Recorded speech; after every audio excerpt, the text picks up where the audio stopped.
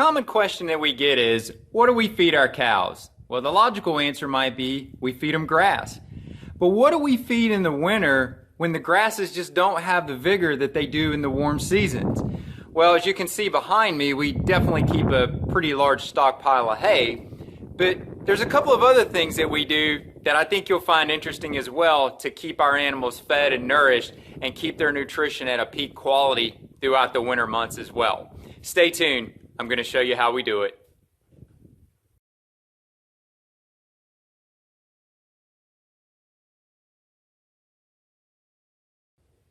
Hi, I'm Dr. Arland Hill, and I want to share with you today 2 ways that beyond the hay that we store for through the warm season to utilize during the cool months, I also want to show you 2 other ways that we keep the quality of the forage up for the cows and provide them with nutrient-rich sources throughout the cool season.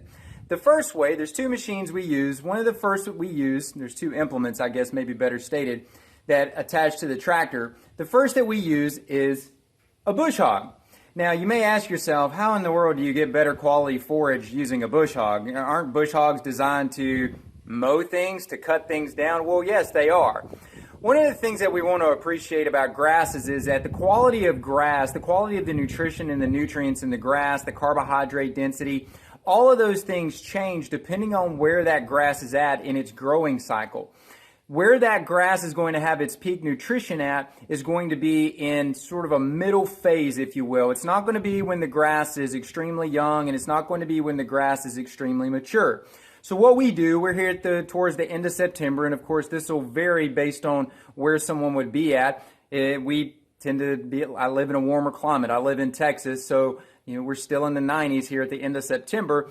I'm using this bush hog to cut the grass back. There's still a couple of weeks of warm weather left. So what we're going to do is we're going to let that grass grow up, and by the time the cool season hits, by the time the temperatures really start to drop and the speed of grass recovery slows down, that grass will have grown up into the phase where it has its highest nutritional quality at, and we're going to call that our stockpile. So we'll use that initially in the first few months of feeding, so that's what the animals are initially running on, and they're going to follow that up with the hay that you saw in the very early part of the video. But we use this bush hog to get the grass at the right height and to make sure that when we put the cows out on that, they're still getting peak nutritional quality. The fence line's often one of the best places to see what I was referring to. This grass along the fence didn't get cut, and you'll notice it's tall. It's got a lot of length, a lot of height on it. But the problem with that is that the cows don't really want it. We actually notice this in the other pastures sometimes when the cows come back around and graze a second time. The areas that they didn't graze, that they didn't knock down, if that grass is allowed to continue to grow, they won't eat it the second time back around through the pasture. What they actually end up doing is grazing back over the areas that they previously went. They want that newer, shorter grass because it has more nutritional value in it. And you'll notice that when we look around in some of the other areas in the pasture here, what you're going to see is that the grass we did cut stays on the pasture, so all the nutrients in that plant just falls back down into the ground, decomposes. The microbes will pull that back down eventually and continue to feed the plants to feed the grasses that are already there, as well as some of the other plants. But the point being is that we want this grass, we want it down. We want to get it knocked down where when it starts to grow here again, it's going to be in a more peak nutritional state when the cows come across this. They're about 2.5 weeks out from getting on this point that I'm at right now, and they should have good nutritional quality by the time that they get here.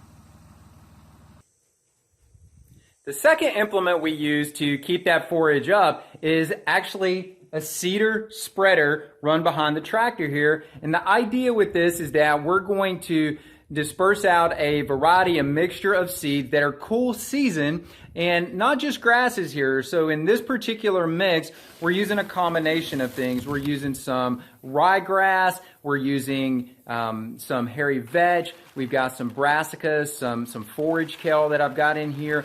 So the idea here is that we want to keep still a diversity of grasses and plants that they can consume, that they can utilize as their forage source. They can still eat the stockpile. We're literally the areas that I mentioned that we cut with the bush hog. Some of those areas, we seeded this right over the top of those. The areas where the cows are currently grazing at, we're seeding with this behind the cows. The idea being that we're putting in a cool season forage that as in these first initial stages of the cool season, if there's enough growth with enough moisture around, if there becomes enough growth on these plants before it gets too cool, then the animals will actually be able to consume some of this pretty early in the season. But the real idea here is that we want to have this coming out of the cooler months. Once we get into late February, March, on into April, we're going to have this growing in the pastures. And the mindset here is that this gives them a peak nutritional source. It gives them a peak forage that they can turn to. So the idea, the way we operate on this, is we rely on the stockpiled forage, usually through November, December, maybe a little bit into January. Start utilizing the hay that you see back here. That is going to be utilized especially through January and February. And then any of the seeds that are going out and are going to be utilized as they hit their peak forage. Those are going to be utilized as we're coming out of winter and heading into spring this coming year. So that's how we do it, guys. That's how we use machinery and implements as they're necessary to help us maintain our forage quality for our animals. So we like this. We feel like it keeps them on a well-rounded, diverse diet. I always like them. If they can consume their natural forage, I want them consuming as much forage as possible. And we like using hay, but we don't want to overuse hay. There's a cost in doing that, so we try to mitigate all those costs and use a combination of different things to be able to do that.